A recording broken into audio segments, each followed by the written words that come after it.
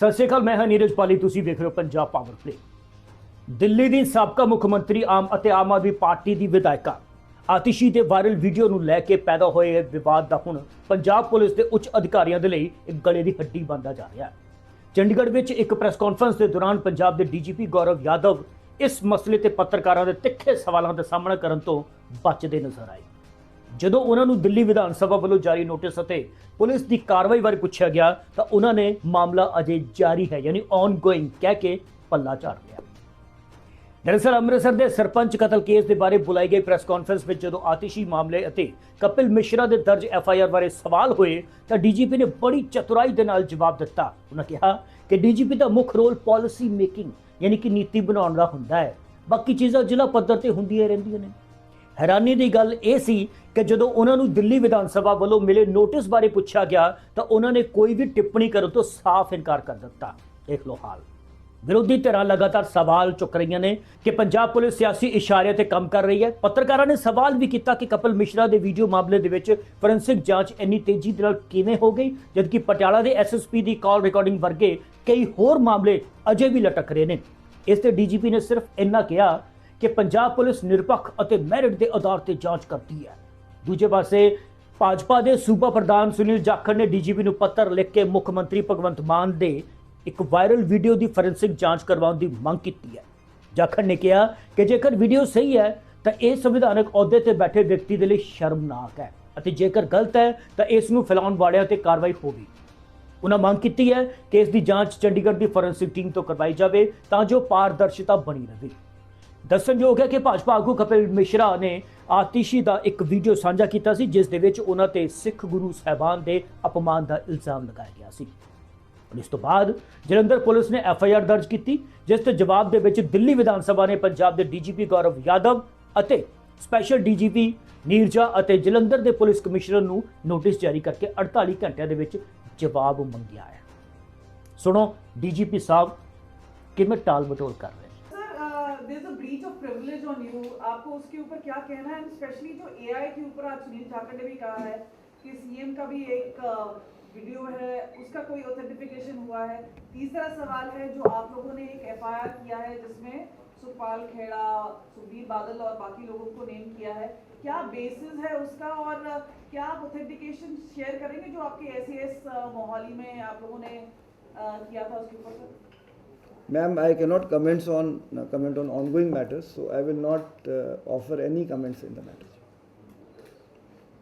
DGP साहब ने sir इतना बता दीजिए, जैसे सुनील जाखड़ ने ट्वीट किया है जो वीडियो की फोरेंसिक जांच हो, इस पे आपको एक चिट्ठी लिखी है, शिकायत दी है, उस पे क्या कहना चाहिए? नहीं, मुझे अभी तक कोई चिट्ठी नहीं मिली। अगर चिट्ठी आएगी तो उसको मैं जैसे मैंने पहले भी कहा था कि जो हमारे यहाँ work as per law clearly cut out है, तो DGP का मेन रोल पॉलिसी मेकिंग में होता है। जैसे क्राइम की कह लें डे टू डे, इसीलिए मैंने रिक्वेस्ट करी अपने कमिश्नर साहब को, इन्हें अमृतसर से बुलाया कि अगर सप्लीमेंट्रीज़ हैं, आपने कोई डिटेल्स पूछने हैं, सो कंसर्न हमारे जो SSP हैं, कमिश्नर ऑफ पुलिस हैं, तो एक उनका जो वर्क एरिया, क्योंकि सभी चीज़ें मेरे संज्ञान में भी नहीं होती हैं और सभी इस लेवल के स्टेट लेवल पे बहुत सारी चीज़ें जो हैं वो डिस्ट्रिक्ट लेवल पे ही उस पर डिसीजन लिया जाता है।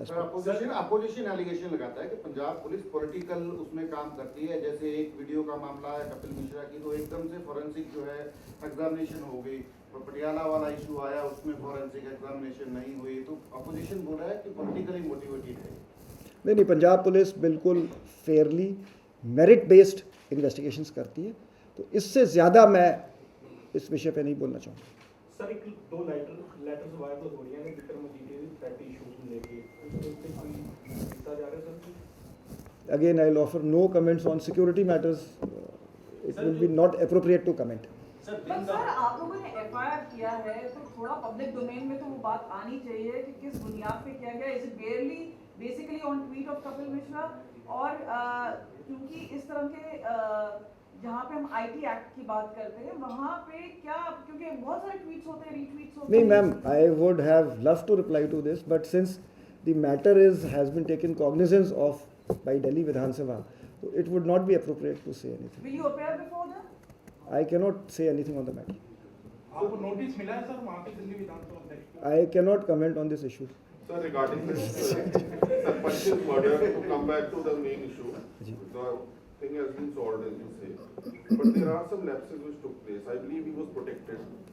I believe he had some personnel assigned to him. There were some other protectees also present there whose protection parties were present outside the venue, perhaps. And despite that, these people walked in, killed him, and walked away. Don't you feel that there is some lapse over there? I agree with you. You see, I would rather amplify what Mr. China is saying. Ki yes, once we speak about, in my last press conference, I had said that, I had given figures and said that ki crime has not increased much in Punjab as murders have gone down. But at the same time, I would agree कि जड़े strategic crimes है और high impact crimes. So this crime was a high impact crime, and I fully agree that lapses, if any, would be looked into and punished. And you are correct that security personnel were assigned. So we are looking into this, and appropriate responsibility will be fixed. Sir ये जो दिन दिहाड़े हत्याएं हो रही हैं, अनमास्क्ड हैं, कोई फेयर ऑफ पुलिस नहीं नजर आ रहा है, क्या कारण है इसका? और ये जो गैंग्स क्या हैं, पहले यूपी में जैसे बहुत सक्रिय होते थे, अब पंजाब हरियाणा की तरफ आपको लगता है क्यों स्ट्रैटेजिकली मूव किए हैं? देखिए, मैं समझता हूँ, जैसे मैंने पहले कहा था कि मे बी हम जागरूक हैं, हमारी मीडिया एक्टिव है, तत्पर है, अदरवाइज़ हमारे जो मर्डर्स हैं वो 745 से कम होके 680 हुए हैं इस साल। और मर्डर्स हैं वो ना छुपाए जाते हैं, ना वो वर्क किए जाते हैं। हमने सभी मर्डर्स वर्कआउट किए हैं, हाई प्रोफाइल मर्डर्स वर्कआउट किए हैं। जो हमारी क्राइम रेट है वो 227 पर लाख ऑफ पॉपुलेशन है, जो ऑल इंडिया 450 है। तो हमारी क्राइम रेट भी कम है। हमने केसेस सारे वर्कआउट किए हैं। केसेस हम हाई प्रोफाइल मर्डर की हम इम्पोर्टेंस समझते हैं, इसीलिए हम सभी आपके सामने बैठे हैं कि ये समझा गया कि ये मर्डर सॉल्व किया गया है, तो इसके बारे में शेयर किया जाए मीडिया के साथ कि इसको कैसे प्रोफेशनली अच्छी तरीके से इन्वेस्टिगेशन करके ये केस सॉल्व किया गया।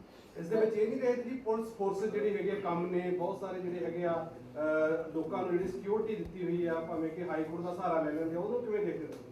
ਇਹ ਤੁਹਾਡੀ ਗੱਲ ਠੀਕ ਹੈ ਕਿ ਅਸੀਂ ਇਹਦੇ ਲਈ ਐਫਰਟਸ ਜਿਵੇਂ ਮੈਂ ਦੱਸਿਆ ਸੀ ਕਿ 1600 ਨਵੀਆਂ ਪੋਸਟਾਂ ਮਿਡਲ ਰੈਂਕਸ 'ਚ ਜਿਹੜੀਆਂ ਉਹ ਕ੍ਰੀਏਟ ਕੀਤੀਆਂ ਗਈਆਂ ਤੇ ਨਵੀਂ ਰਿਕਰੂਟਮੈਂਟ ਹੁਣ ਇਸ ਸਾਲ 3400 ਕਾਂਸਟੇਬਲਸ ਦੀ ਰਿਕਰੂਟਮੈਂਟ ਹੋਊਗੀ।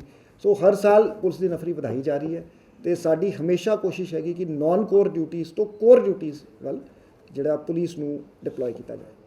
ਸਰ ਜਿਹੜੀ ਈਮੇਲਸ ਆਈਆਂ ਨੇ ਕਈ ਜਗ੍ਹਾ ਤੇ ਬਾਉਂਡ ਹੈਡ ਦੀਆਂ, ਉਹਦੇ 'ਚ ਕੋਈ ਅਪਡੇਟ ਹੈ? ਹਾਂਜੀ, ਜਿਹੜੀ ਈਮੇਲਸ ਆਈਆਂ ਨੇ ਹਾਂ, ਇਹਦੇ 'ਚ ਅਸੀਂ ਇਨਵੈਸਟੀਗੇਟ ਕਰ ਰਹੇ ਹਾਂ। ਅਗੇਨ ਮਤਲਬ ਤੁਸੀਂ ਜਿਹੜਾ ਪੁਆਇੰਟ ਆਊਟ ਕੀਤਾ ਹੈ ਕਿ ਇਸ ਦੇ ਵਿੱਚ ਬਹੁਤ ਕਾਮਯਾਬੀ ਨਹੀਂ ਮਿਲੀ ਹੈ ਕਿਉਂਕਿ ਉਹ ਪ੍ਰੋਕਸੀ ਸਰਵਰਸ VPNs ਦੀ ਵਰਤੋਂ ਹੁੰਦੀ ਹੈ। ਸੋ ਅਸੀਂ ਸਰਟ ਇਨ ਨਾਲ ਵੀ ਇਨ ਟੱਚ ਹੈਗੇ ਤੇ ਸਾਡੀ ਕੋਸ਼ਿਸ਼ ਹੈਗੀ ਕਿ ਜੇ ਈਮੇਲਸ ਦੇ ਓਰੀਜਿਨੇਟਰ ਤੱਕ ਪਹੁੰਚਿਆ ਜਾਵੇ। ਇਹ ਮਤਲਬ ਇੱਕ ਨੈਸ਼ਨਲ ਇਸ਼ੂ ਹੈ, ਦੂਜੀ ਸਟੇਟਾਂ 'ਚ ਵੀ ਇਸ ਤਰ੍ਹਾਂ ਦੀ ਈਮੇਲਸ ਆਈਆਂ ਹੈ and we have not been able to solve it so for.